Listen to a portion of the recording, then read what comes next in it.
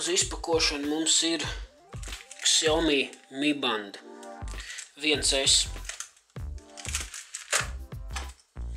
Taisīsim vaļā, skatīsimies, kas tur ir.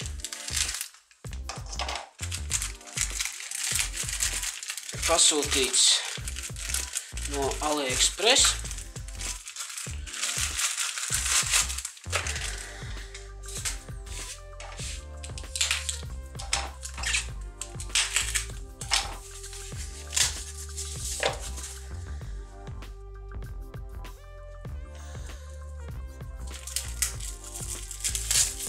Oriģinālā tādā iepakojumā kartona viņš nāk. Mēģināsim atvērt.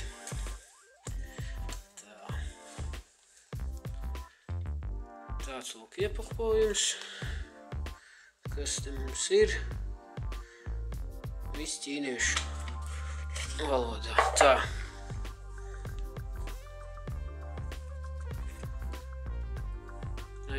Ar šo tieši sensoru, kas mēra pulsu, atšķirās. Mi Band 1 pret 1S.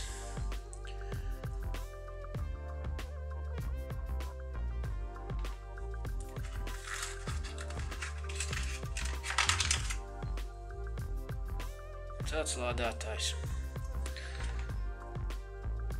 Šeit viņi tā iesprauž un pie USB datorā. Tātad kastītē vairs nekā nav, tikai kaut kāds papīrs. Nu, te arī diži nekas nav.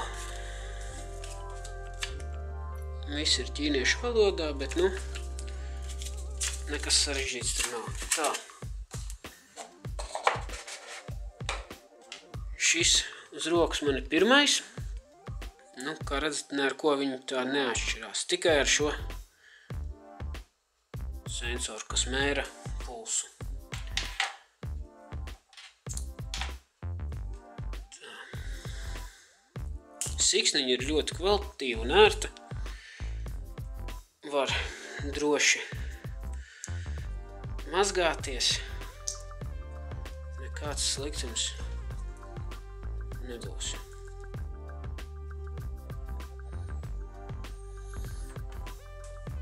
Mēģināsim sakonektēt. Tā, tas ir Mi Band. Jālejuplādē Mi Fit aplikācija.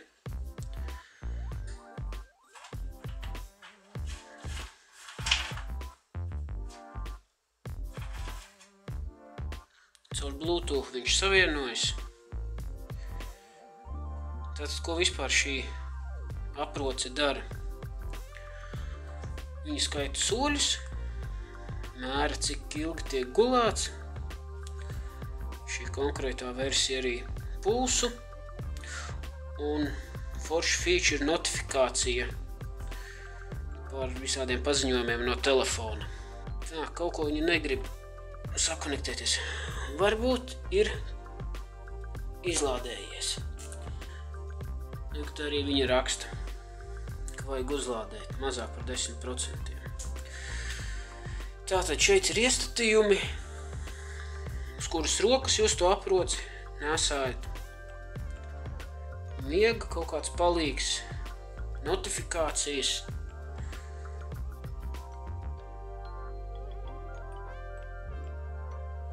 Tātad šādi izskatās lietotnes menu. Šeit skaita soļus, šeit ir miegu, cik jūs ilgi gulējāt, cik bija dziļš miegs, cikos pamodāties, cikos aizgājāt gulēt. Nezinu, cik noderīgi, bet, nu, interesanti ir pačakot. Tātad, viņš rēķina cik soļi, cik distance un cik sadedzinātas kalorijas.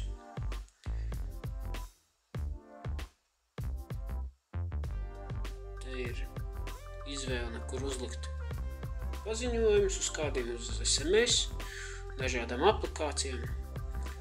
Un profilā viņš rāda, Kāds ir jūsu mērķis, cik esat nogājis? Ok, esmu mazliet palādējis līdz 25%. Tagad var parādīt apmēram, kā to pulsu izmērīt. Principā pats akumulators vismaz pirmajai aprocei mēnesi apmēram bez uzlādes darbos. Tā kā mierīgi var uzvilkt aproci un mēnesi aizmirst. Šim ar pulsu kādas 2 nedēļas akumulators darbojas. Tātad izmērīsim. Tikai jāpieliek pie rokas. Mēs paskatīsimies, vai turot uz pirksta kaut ko izmērīs.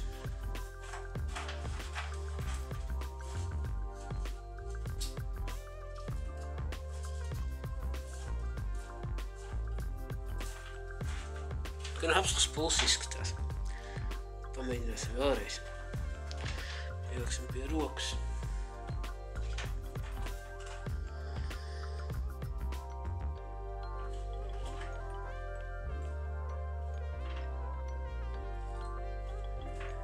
Tagad atkal milzīgs. Paskatīsimies precīzi, uzliksim tur, kur jābūt.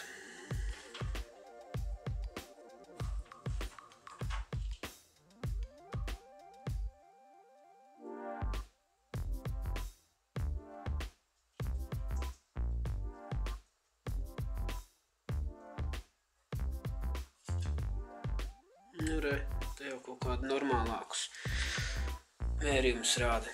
Tātad nevar visur, kur grib mērīt pulsu.